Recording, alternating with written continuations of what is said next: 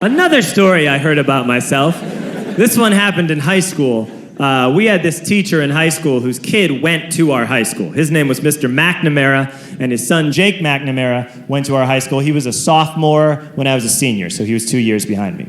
And Mr. McNamara was an asshole. And one weekend, he and his wife decided to leave town, which you should never do if you're an asshole.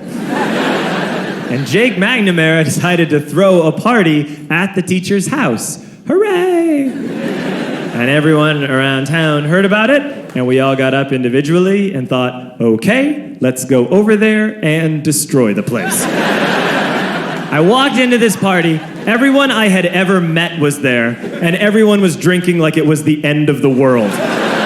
People were drinking like it was the Civil War and a doctor was coming to saw our legs off. It was totally unsupervised. We were like dogs without horses. We were running wild. I walked down to the basement. They had a pool table in the basement. One dude took a running start and threw his body onto the pool table and broke it in half. Another kid found out which room was Mr. McNamara's and went upstairs and took a shit on his computer. So the party was going great. I'm standing in the basement and I'm holding a red cup. You've seen movies. And I'm standing there and I'm holding a red cup and I'm starting to black out. And I guess someone said like, something police. And in a brilliant moment of word association, I yelled, fuck the police! Fuck the police!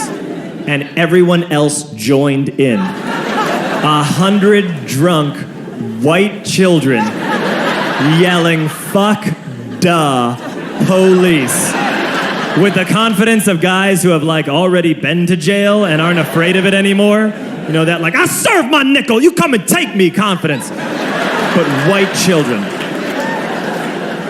The reason someone had said something police was because the police were there. So a Chicago police officer walked down the stairs and got to the bottom in the basement and looked out over a sea of drunk toddlers yelling, fuck the police, in his face.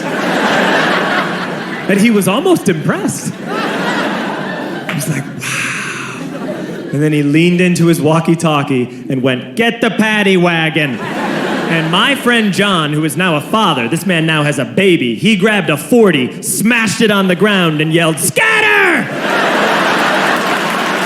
And everyone ran in a different direction.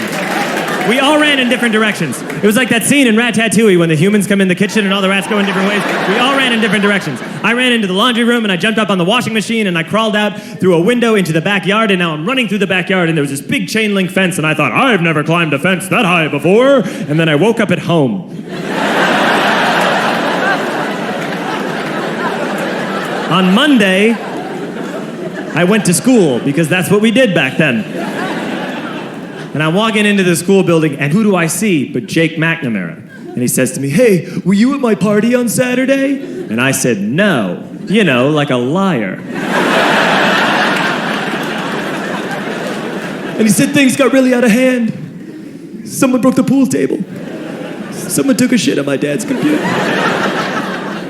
But the worst thing, he says, the worst thing is that someone stole these old antique photos of my grandmother, and my parents are freaking out about it. And I had that thought that only blackout drunks and Steve Urkel can have.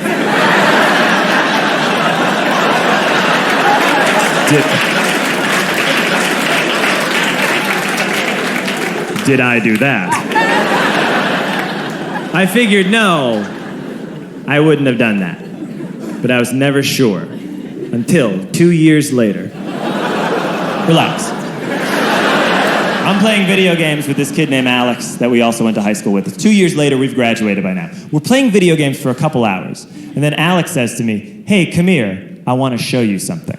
And he takes me into his bedroom, and then he takes me into a side room off of his bedroom. Never a good thing to have. And he shows me a tiny room that is covered wall to wall in stolen antique photos from different people's parties over the years.